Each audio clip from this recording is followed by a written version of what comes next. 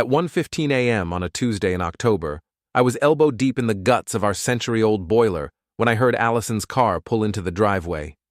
The ancient furnace had been making sounds like a struggling whale for 3 days, and since I owned Hanlon Construction, everyone assumed I could fix anything that involved pipes, wires, or the general concept of making things work. I wiped grease off my hands with an old rag and checked my phone. Another work emergency had kept my wife out until past 1 in the morning, the third one this month. "Eric?" Allison called from upstairs, her voice carrying that particular tone of someone trying to sound casual while being anything but. "Down here, fixing your heating," I called back, not bothering to hide the sarcasm. "You know, that thing that keeps you warm when you're actually home." I heard her heels click across the hardwood floor above me, then the familiar creak of the stairs as she descended to the basement. Allison appeared in her work clothes, a tailored navy dress that probably cost more than most people's rent, her blonde hair still perfectly styled despite her supposedly stressful evening. "Sorry I'm so late," she said, not meeting my eyes. The Patterson account went completely sideways. Brianna and I had to stay and clean up the mess. I nodded, continuing to work on the boiler's pilot light. Brianna's becoming quite the dedicated co-worker, staying late 3 times this month to help you with various crises. "It's a demanding job, Eric. Not everyone can set their own hours like you do." That stung, and she knew it. Building a construction business from scratch in coastal Maine wasn't exactly a walk in the park, but Allison had developed a talent for making my work sound like a hobby compared to her important career in software sales. "Right," I said, standing up and dusting off my jeans. "Well, your heating's fixed. Should keep you comfortable during all those future late-night emergencies." Before we dive deeper into this story, I have one small request. Please subscribe, drop a like, and tell me in the comments what city you're watching from. Allison's phone buzzed on the workbench where she'd set it down. The screen lit up with a text notification, and I couldn't help but glance over. The preview showed enough to make Deke, still thinking about tonight. When can we? The message cut off there, but I'd seen enough. Deke Millen, the cocky real estate agent who'd been sniffing around Allison at every social gathering for the past 6 months. The same Deke who was married to Janine, a sweet woman who taught 2nd grade and always brought homemade cookies to town events. Allison grabbed her phone quickly, but not before she saw me reading. Her face went pale, then flushed red. "Eric, I can explain." "Can you?" I asked, my voice surprisingly calm. "Because I'd love to hear how Deke Millen fits into the Patterson account crisis." She opened her mouth, then closed it. I could practically see the gears turning as she tried to construct a lie that would make sense. "It's not what you think," she finally said. "Really?" "Because what I think is that my wife is having an affair with a married real estate agent, and she's been lying to me about working late." I picked up my tools, methodically placing them back in my toolbox. "So please enlighten me about what it actually is." Allison's phone buzzed again. This time, I was faster. I grabbed it before she could react, holding it up so we both could see the full message. Deke, still thinking about tonight. "When can we get together again? Your husband suspect anything?" The basement fell silent except for the gentle hum of the newly repaired boiler. Allison stared at the phone in my hand, her mouth opening and closing like a fish out of water. "Give me my phone, Eric." "In a minute." I was scrolling now, my anger building with each message I read. Weeks of texts, plans to meet, discussions about hotel rooms and cover stories. And then I found the message that made my decision for me. It was from earlier that evening, sent to Deke. "I'm at my ex's place. If you don't pick me up within an hour, we're done." Ex's place. That's what she called our home now. The house I'd been renovating by hand for 5 years, turning it from a decrepit Victorian into something beautiful for us to share. I forwarded the message to a contact in Allison's phone, Janine Millen. Then I added my own caption. "Thought you should know what your husband's been up to." Eric Hanlon, quote, "What did you just do?" Quote, Allison lunged for the phone, but I held it out of reach. "I sent your message to Janine," I said calmly. "The one where you call our house your ex's place and threaten to end things with her husband if he doesn't come running." Allison's face went white. "Eric, you can't." "I just did." I handed her the phone back. "Seems like someone should know what kind of man she's married to." My phone buzzed almost immediately. A text from Mrs. Greeley, our 70-year-old neighbor who had insomnia and spent most nights watching the street from her front window. "Eric, dear, there's quite a commotion at the Millen house. Janine just threw a suitcase out the front door. Should I be concerned?" I showed the message to Allison, whose face had gone from white to green. Looks like Janine's a quick reader. Another text from Mrs. Greeley, this one with a photo attachment. Allison's clothes scattered across Deke's front lawn, with Janine standing on the porch in her bathrobe, arms crossed, looking like an avenging angel. "Oh, God," Allison whispered. "Yeah," I said, heading for the basement stairs. "I'd say your secret's out." As I climbed the steps, leaving my wife standing in the basement staring at the evidence of her humiliation, I felt something I hadn't experienced in months: satisfaction. For the first time in our marriage, Allison was the one scrambling to explain herself. I was almost to the kitchen when my phone rang. Mrs. Greeley. "Eric, honey," her voice crackled through the speaker. "I hope you don't mind me texting you, but I thought you should know. Janine Millen just called me. Apparently, that husband of hers has been carrying on with someone, and she wanted to thank whoever sent her that message." "Is that right?" "Oh, yes. She's been suspicious for weeks. Said this was exactly what she needed to finally do something about it. She's got half the neighborhood out here watching her throw his things onto the lawn.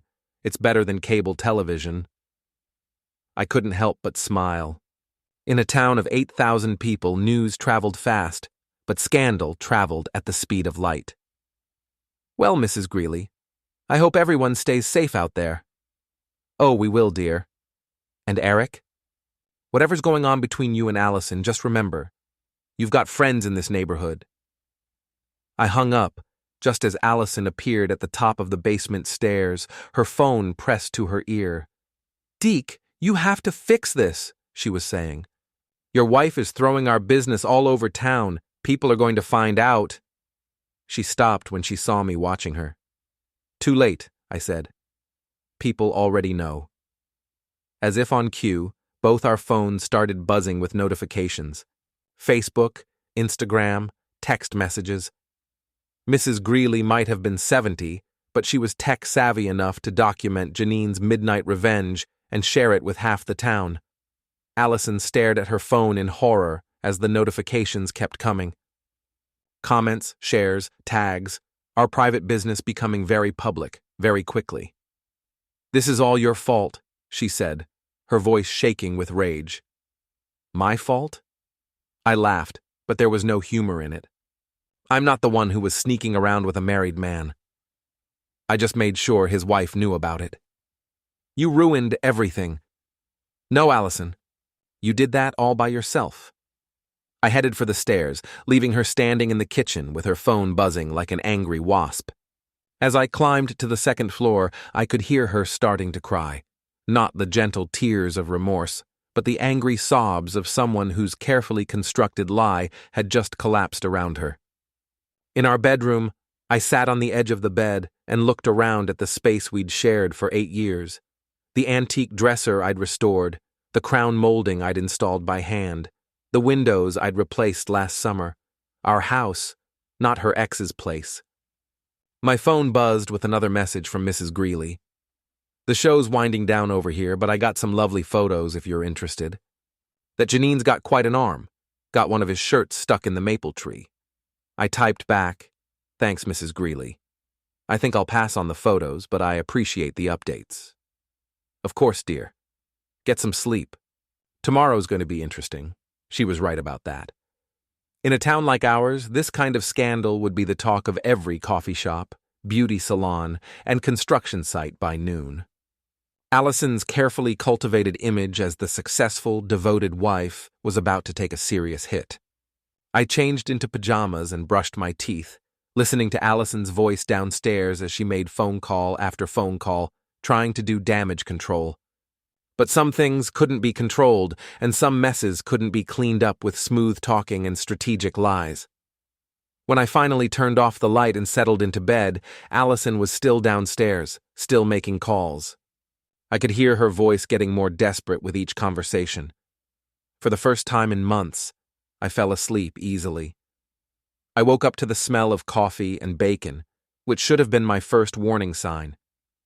Allison hadn't cooked breakfast in over a year, claiming she was too busy getting ready for work to do more than grab a protein bar and run. The clock on my nightstand read 6:47 a.m. Downstairs, I could hear Allison moving around the kitchen with unusual energy. When I appeared in the doorway, she turned with a bright smile that looked as artificial as the flowers on our dining room table. "Good morning, honey," she said, her voice pitched higher than normal. "I made your favorite, blueberry pancakes and bacon." She'd also applied makeup to cover the dark circles under her eyes, but she couldn't hide the red-rimmed evidence of a sleepless night. Her phone sat face down on the counter, but I could see the edge lighting up every few seconds with new notifications.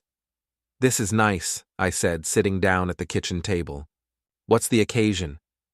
Can't a wife make breakfast for her husband?" She set a plate in front of me with a stack of pancakes that looked like they'd come straight from a cooking show. "I thought we could talk about last night." "Clear the air." I took a bite of pancake. They were actually pretty good, which made me wonder how long she'd been up preparing this performance. Clear the air about what exactly? Allison sat down across from me with her own plate, though I noticed she wasn't actually eating anything. "About the misunderstanding with Deke," she said carefully. "I know how it looked, but there's a perfectly reasonable explanation." "I'm listening." She took a deep breath, and I could see her settling into what was clearly a rehearsed speech. "Deke's been going through a rough patch with Janine. Marriage problems. He's been asking me and some of the other women in town for advice about how to fix things." She paused, watching my face for a reaction. That's what those messages were about. He was thanking me for listening and asking when we could talk again about his situation. I nodded slowly, chewing my pancakes.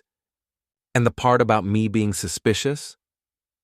"He was worried that you might misinterpret our friendship, just like you did."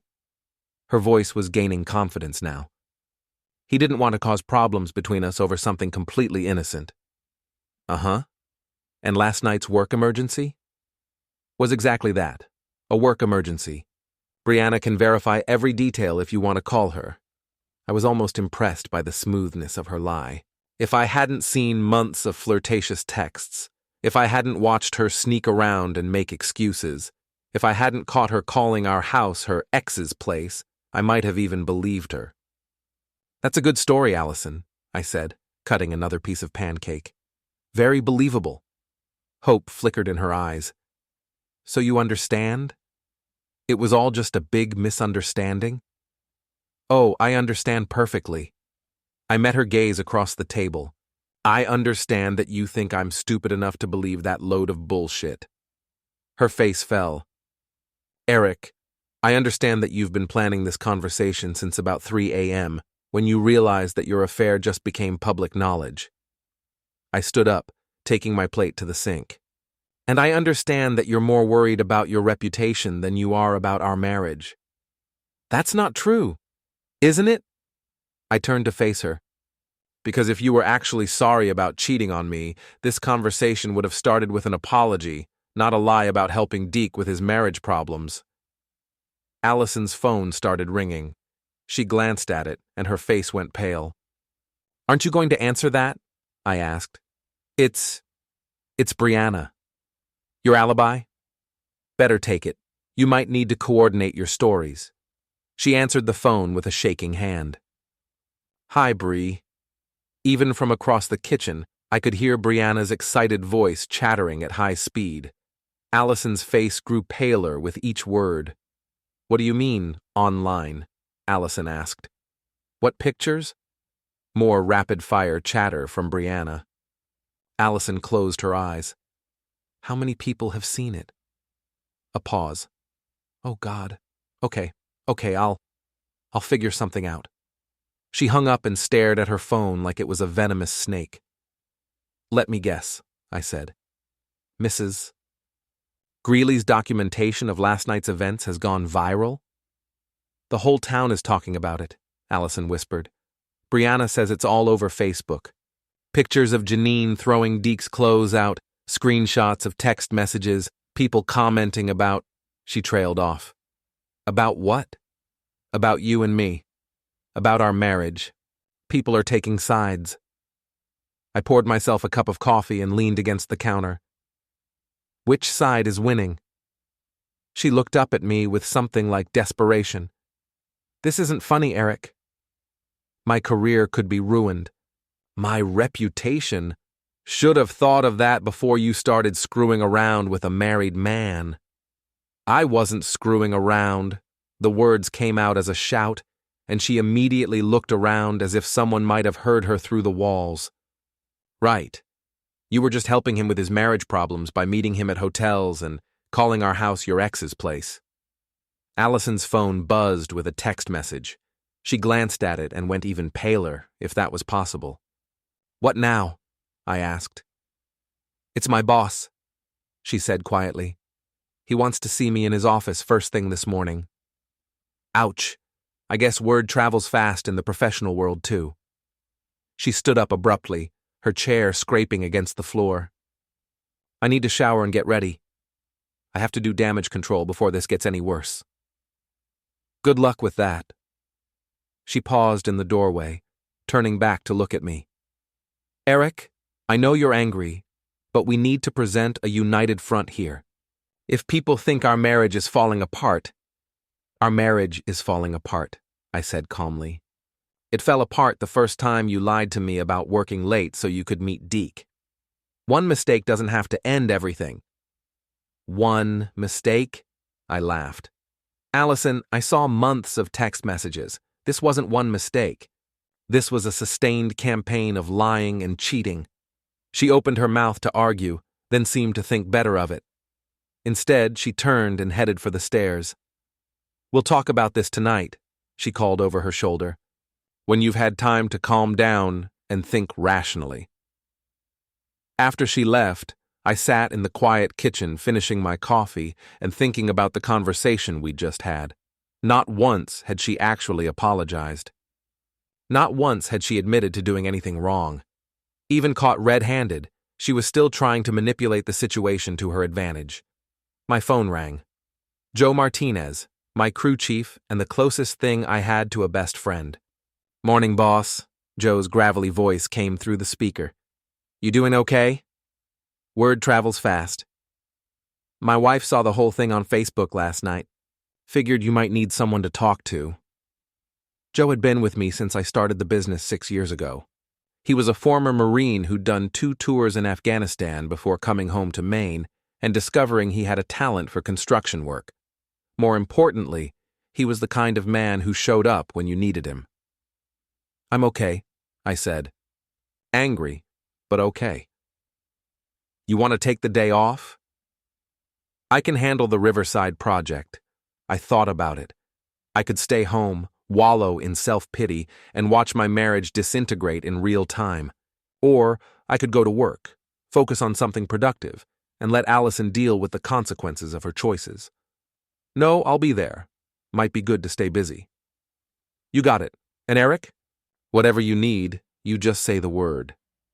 After I hung up, I showered and got dressed for work. As I was leaving, I could hear Allison upstairs on the phone, her voice tight with stress as she talked to someone, probably Deke, trying to coordinate their damage control efforts. I grabbed my truck keys and headed for the door. Let her clean up her own mess. I had real work to do. The Riverside project was a custom home for a young couple from Boston who'd moved to Maine for the authentic coastal experience. They wanted a modern house that looked rustic, with all the latest technology hidden behind reclaimed wood and vintage fixtures. It was the kind of contradiction that paid well, so I didn't ask too many questions. When I arrived at the site, Joe was already there with the rest of the crew, but the usual morning banter was subdued. Everyone knew what had happened. In a town this size, secrets lasted about as long as snow in July. "Morning, boss," called Tommy, our youngest crew member. He was 19 and still learning the difference between a Phillips head and a flathead, but he worked hard and showed up on time. "Morning, Tommy. How's the framing coming along?"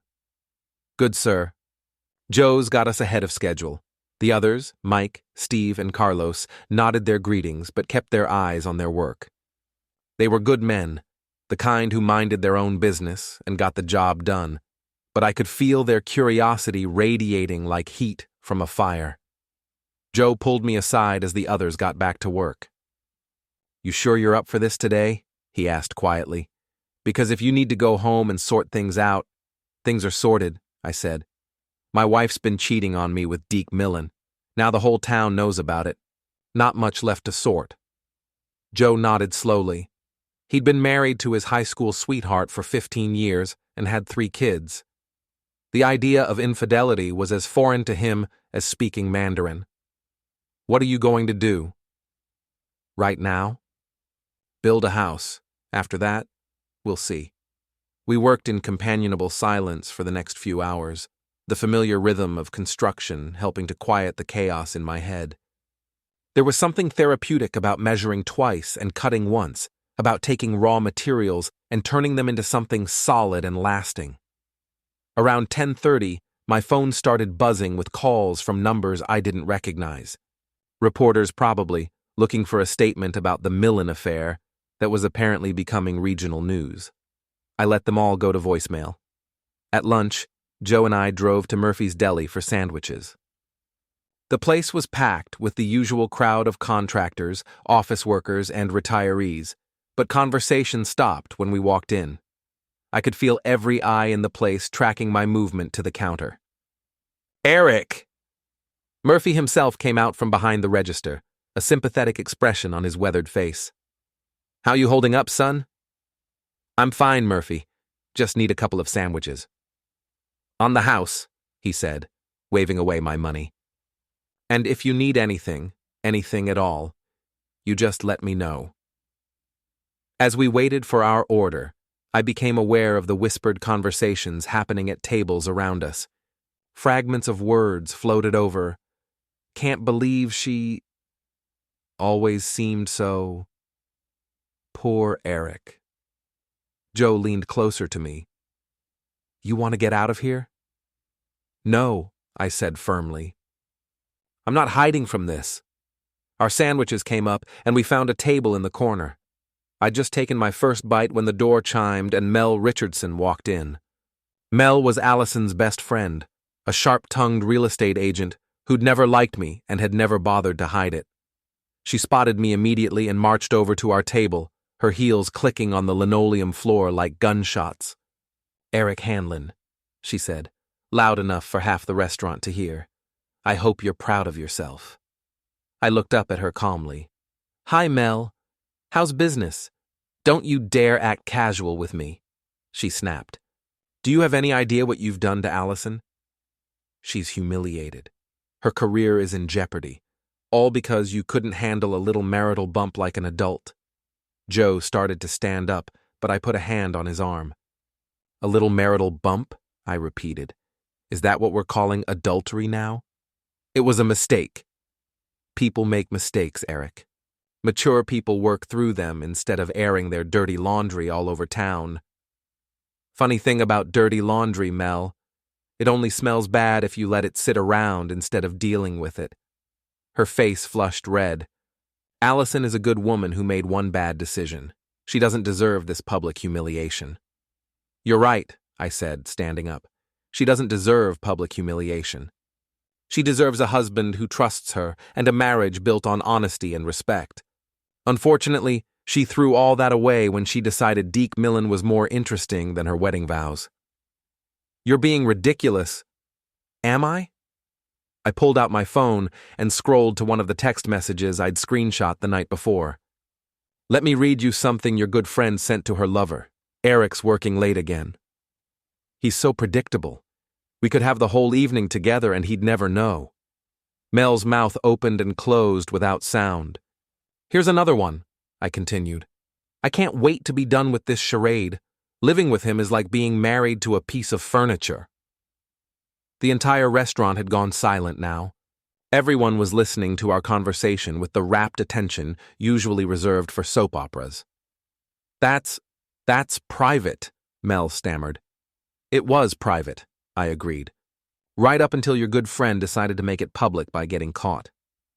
I sat back down and picked up my sandwich. Now, if you'll excuse me, I'm trying to eat lunch. Mel stood there for another moment, her face cycling through various shades of red, then turned on her heel and stalked out of the restaurant. The moment the door closed behind her, conversation exploded around us like a dam bursting. Damn, Joe said quietly. Remind me never to get on your bad side. She started it. Yeah, but you finished it. That was brutal. My phone buzzed with a text from a number I didn't recognize. This is Sam Morrison. I'm a private investigator. We should talk. Coffee at 2 p.m. at the bean counter? I showed the message to Joe, who raised an eyebrow. You hire a PI? No, but maybe I should have. After lunch, we went back to the work site, but I couldn't concentrate on framing walls. My mind kept circling back to Allison's text messages, to Mel's indignant defense, to the way everyone in town was suddenly looking at me like I was either a victim or a villain, depending on their perspective. At 1:45, I told Joe I had an errand to run and drove to the Bean Counter, a coffee shop that catered to the laptop crowd and served drinks with names like The Existential Crisis and Deconstructed Americano. Sam Morrison was easy to spot. He was the only person in the place who looked like he'd served in the military. Buzz cut, alert eyes, and the kind of posture that suggested he could handle himself in a fight. Eric Hanlon? He stood up as I approached his table. That's me. You wanted to talk? I did. He gestured to the chair across from him. I heard about your situation through the grapevine, and I thought you might want to know some things about Deke Millen. I sat down. What kind of things? The kind that might interest a man whose wife has been spending time with him. Sam leaned forward. I've been investigating Deke for another client, a woman who suspected he was running some kind of real estate scam. What I found was interesting. He slid a manila folder across the table. Take a look. Inside were photographs, bank records, and what looked like surveillance reports. The photos showed Deke meeting with various women at restaurants, hotels, and bars around town. The bank records showed large deposits and withdrawals that didn't match his reported income. How many women? I asked. At least 6 that I can confirm. Your wife, unfortunately, is just the latest in a pattern that goes back about 2 years. I felt something cold settle in my stomach. A pattern?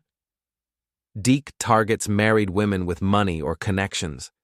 He seduces them, gets them to invest in fake real estate deals or loan him money for temporary cash flow problems, then moves on to the next mark. Are you saying Allison gave him money? I'm saying you should check your bank accounts very carefully. Sam leaned back in his chair. And you should know that 2 of his previous targets have filed police reports. Nothing's come of them yet, but the investigation is ongoing. I stared at the photographs, seeing my wife's face among the other women Deke had targeted. All of them looked happy, excited, completely unaware that they were being played. Why are you telling me this? Because you deserve to know what you're really dealing with, Sam said. And because I think you might be able to help my investigation. How? By giving me access to your wife's communications with Deke. Text messages, emails, anything that might show evidence of financial fraud. I thought about it. The smart thing would be to walk away, file for divorce, and let the lawyers sort everything out. But looking at those photos, seeing the pattern of manipulation and betrayal, I felt something darker than anger stirring in my chest. What would you need from me? Sam smiled, and it wasn't a particularly pleasant expression. Just your cooperation, and maybe a little creative thinking about how to get Deke to incriminate himself. I closed the folder and slid it back across the table. Let me think about it. Don't think too long, Sam said. Men like Deke don't stop until someone makes them stop. As I drove back to the worksite, my phone buzzed with a text from Allison. We need to talk tonight. This has gone far enough. I typed back, you're right. It has. But I wasn't thinking about reconciliation. I was thinking about justice. I got home at 6:30 to find Allison pacing in the living room like a caged animal.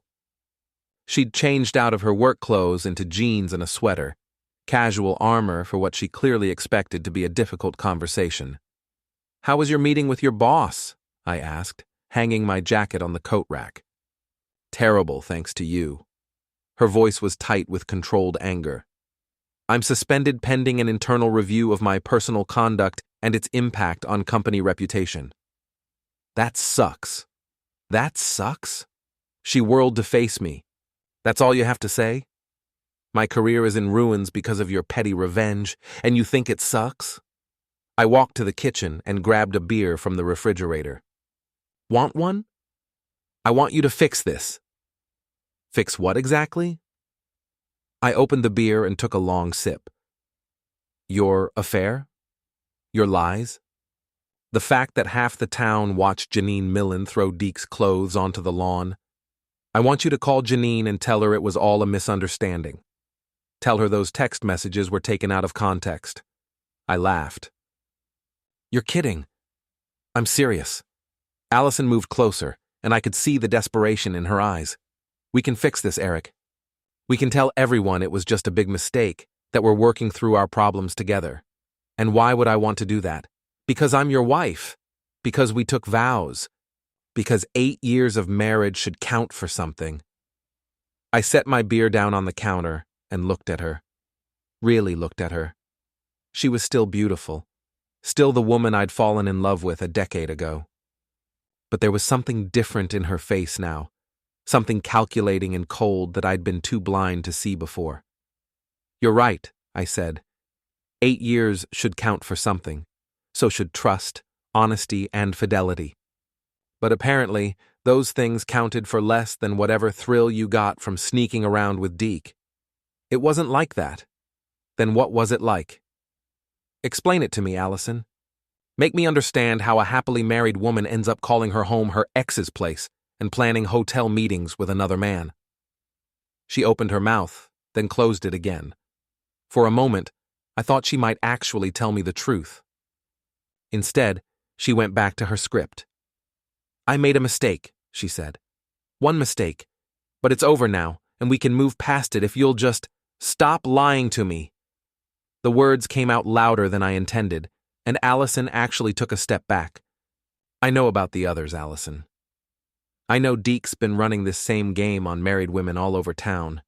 I know you're not his first victim, and you probably won't be his last. Her face went white. What are you talking about? I'm talking about a pattern of behavior. I'm talking about a man who targets married women for financial gain. I'm talking about you being played by a professional con artist. That's not true. Isn't it? When's the last time you checked our savings account? The question hit her like a physical blow. Her eyes darted away from mine, and I had my answer. How much? I asked quietly. Eric, I can explain. How much, Allison? She wrapped her arms around herself as if she was cold. 15,000. But it was an investment. Deke had this opportunity, a property that was going to $15,000. I felt something break inside my chest. You gave $15,000 of our money to your boyfriend without telling me. It wasn't like that. It was a business opportunity. He's going to pay it back with interest. He's a con man, Allison. He's been running this scam on women like you for years. You're wrong. But her voice lacked conviction now. Deke wouldn't. He loves me. He loves your money. Just like he loved the money he got from Carol Patterson and Susan Wright and 4 other women before you. I watched the realization dawn on her face, watched her carefully constructed fantasy crumble in real time. It should have been satisfying, but mostly it just made me tired. "I need to sit down," she whispered. She sank onto the living room couch, and for the first time since this whole mess started, she looked genuinely vulnerable. Part of me, the part that had loved her for 8 years, wanted to comfort her, to tell her we'd figure it out together. But then I remembered the text messages, the lies, the casual cruelty of calling our home her ex's place. "So what happens now?" she asked. "Now you call the police and report the fraud. You cooperate with their investigation. You try to get our money back. And us. What happens to us?" I looked around the living room, at the mantel I'd built by hand, at the hardwood floors I'd refinished, at the family photos that now seemed like artifacts from someone else's life. "I don't know," I said honestly. "I need time to think." "Eric, please." She stood up and moved toward me. "I know I screwed up. I know I hurt you. But we can get through this. We can go to counseling. We can—" "You stole from me," I said quietly. "You lied to me for months. You made me feel like I was going crazy for suspecting what was right in front of my face. And even now, even caught red-handed, you're more worried about your reputation than about what you did to our marriage. That's not true, isn't it?" The first thing you asked me to do was call Janine and lie for you. Not apologize to me. Not promise to get help. Lie for you so you could save face. Allison's phone buzzed. She glanced at it and her expression changed. "Who is it?" I asked. "Mel." She says people are posting things about me online, calling me names. She thinks we should hire a lawyer. A lawyer for what? Defamation, harassment, something to make them stop talking about me. And there it was, the confirmation of everything I'd just said. Even now, facing the wreckage of our marriage and the loss of $15,000, her primary concern was managing her public image. You know what, Allison? Hire whatever lawyers you want, but leave me out of it. What do you mean? I mean, I'm done. I'm done with the lies, I'm done with the manipulation, and I'm done pretending this marriage is something it's not. I headed for the stairs, but she grabbed my arm. "Where are you going?" "To pack a bag. I'm staying at Joe's tonight." "Eric, wait! We can't just give up." I turned to look at her one last time. "You gave up 8 months ago when you sent your first flirty text to Deke Millen. I'm just making it official." As I climbed the stairs, I could hear her starting to cry, but this time the sound didn't move me. Some bridges, once burned, couldn't be rebuilt, and some betrayals couldn't be forgiven. 3 weeks later, I was living in a furnished apartment above Murphy's Deli and planning my revenge. The divorce papers had been filed, the house was on the market, and Allison was staying with Mel while she tried to rebuild her shattered reputation. The police investigation into Deke's real estate scam was moving forward, but slowly. Sam Morrison had been feeding them information, but they needed more evidence to make charges stick. Meanwhile, Deke was laying low, avoiding his usual haunts and keeping a low profile. That's when I decided to flush him out. "You sure about this?" Joe asked as we sat in his kitchen going over the plan one more time.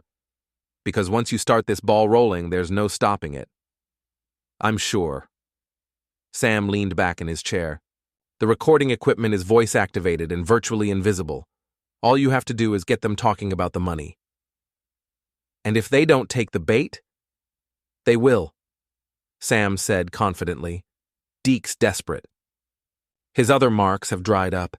Janine cleaned out their joint accounts before filing for divorce, and he's got creditors breathing down his neck. When he hears you're willing to pay cash for information about the police investigation, he'll bite." The plan was simple. I would contact Allison and tell her I was willing to make a deal. In exchange for her cooperation in getting our money back from Deke, I'd agree to a quiet, no-fault divorce and split our assets 50-50. More importantly, I'd publicly state that our marriage ended due to irreconcilable differences rather than her affair. It was exactly the kind of face-saving gesture she'd been hoping for, and I was counting on her desperation to make her overlook the obvious trap. The meeting was set for Thursday evening at the Seaside Motel, a rundown place on the edge of town that rented rooms by the hour and didn't ask too many questions. I told Allison I chose it because I didn't want to be seen with her in public while the divorce was pending. I arrived early and checked into room 12, where Sam had already installed his recording equipment. The plan was for me to get Allison and Deke talking about the money they'd stolen, hopefully getting them to incriminate themselves on tape. Sam would be listening from the parking lot, ready to call in backup if things went south. At 7 o'clock sharp, I heard a car pull into the parking lot.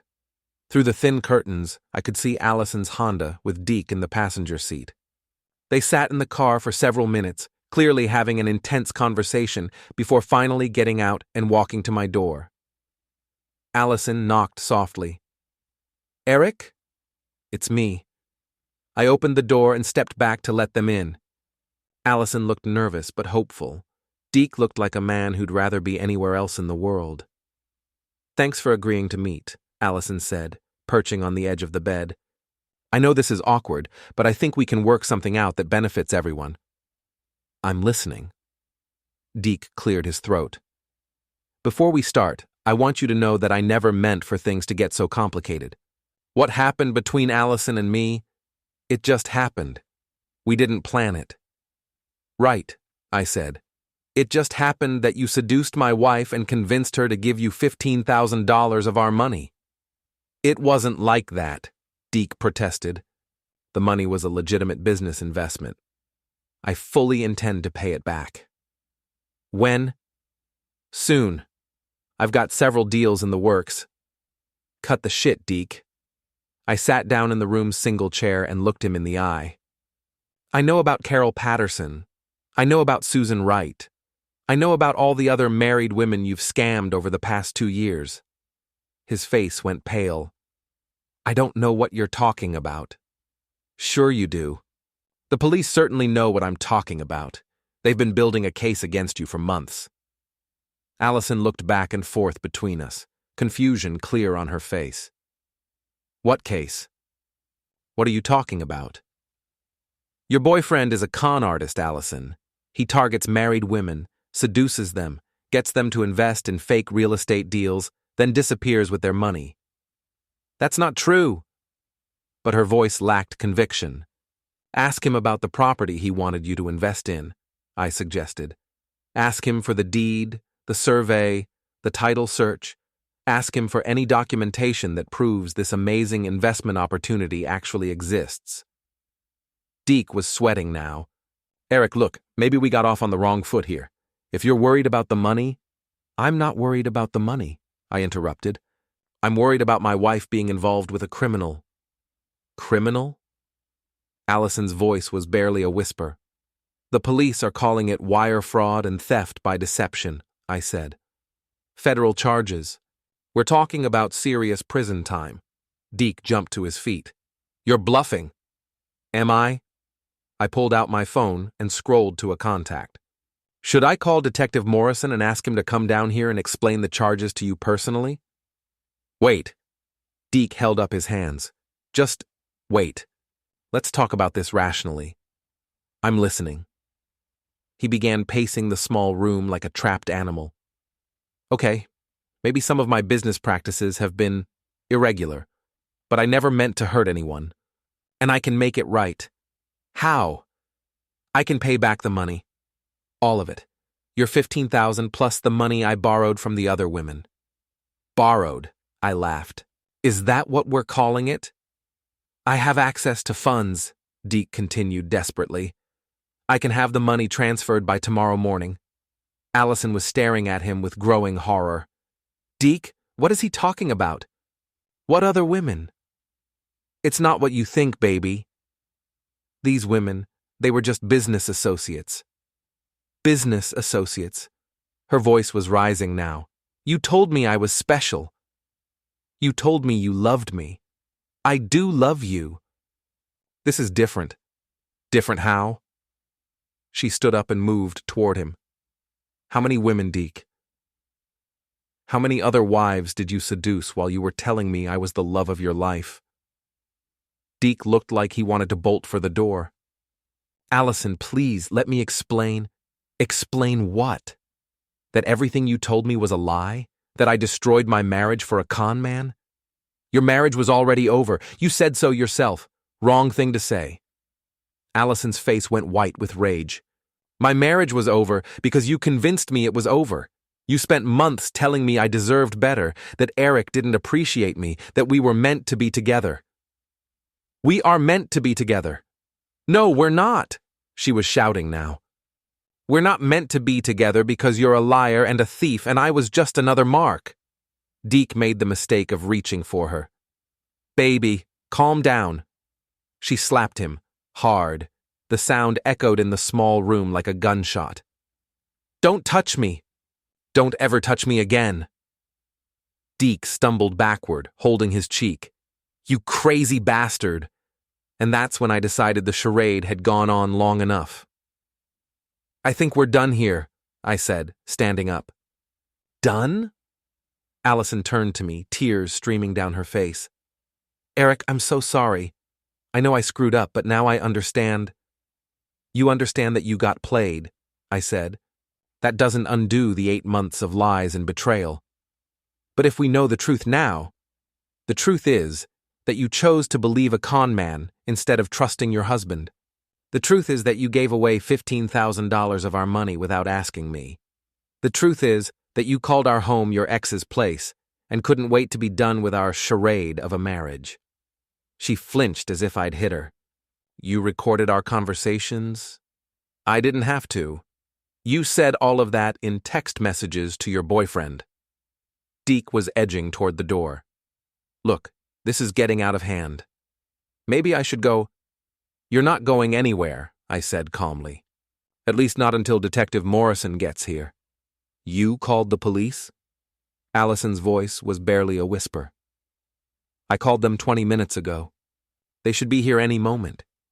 As if on cue, I heard car doors slamming in the parking lot, followed by heavy footsteps on the walkway outside. Someone knocked on the door. Police! Open up. Deke made a break for the bathroom window, but Joe Martinez stepped out from behind the bathroom door, blocking his path. I'd forgotten to mention that part of the plan to Allison and Deke. Going somewhere? Joe asked mildly. The door opened, and Detective Morrison walked in, followed by 2 uniformed officers. Sam Morrison, no relation to the detective, brought up the rear, carrying a briefcase full of recording equipment. Deke Millen, Detective Morrison said, you're under arrest for wire fraud, theft by deception, and conspiracy to commit fraud. As they read Deke his rights and cuffed him, Allison sank back onto the bed, staring at me in shock. You planned this, she said. This whole meeting was a setup. Yes, it was. But why? You already had enough evidence to convict him. Why put me through this? I looked at her for a long moment. This woman I'd loved for 8 years. This stranger who'd destroyed our marriage for a con man's lies. Because I wanted you to see who you really chose over me, I said. I wanted you to understand exactly what you threw away our marriage for. Eric. And because I wanted you to know that actions have consequences. You can't lie to someone for months, steal their money and destroy their trust, then expect forgiveness just because you finally figured out you were being played. The police were leading Deke out in handcuffs. He looked back at Allison one last time, but she wouldn't meet his eyes. Mrs. Hanlon, Detective Morrison said, we'll need you to come to the station to give a formal statement.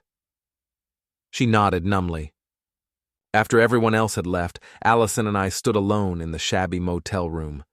She looked smaller somehow, diminished by the weight of her choices. What happens now? She asked. Now you testify against Deke. You try to get our money back. You figure out how to rebuild your life. And us? There is no us, Allison. There hasn't been for a long time.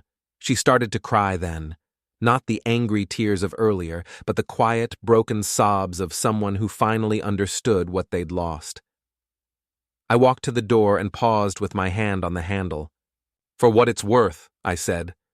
I really did love you. I would have done anything to save our marriage.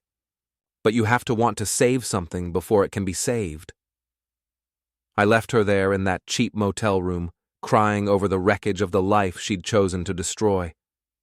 As I walked to my truck, I felt something I hadn't experienced in months. Peace. The revenge was complete. Justice had been served. And for the first time since this nightmare began, I was free. 6 months later, Deke Millen was sentenced to 5 years in federal prison and ordered to pay restitution to his victims. Allison got her job back and eventually moved to Portland for a fresh start. She kept the house in the divorce settlement, but I didn't mind. I'd already bought land outside town and started building something new. Sometimes I see her around town when she comes back to visit friends. We nod politely if our paths cross, like acquaintances who once knew each other well, which I suppose is exactly what we are. The last time I saw her, she was having coffee with Mel at Murphy's Deli. They were talking in low voices, their heads bent together over some shared secret or gossip. When she looked up and saw me, there was something in her eyes that might have been regret. But regret, like forgiveness, was a luxury I could no longer afford. I had work to do, a life to rebuild, and a future that belonged entirely to me. For the first time in years, that felt like enough.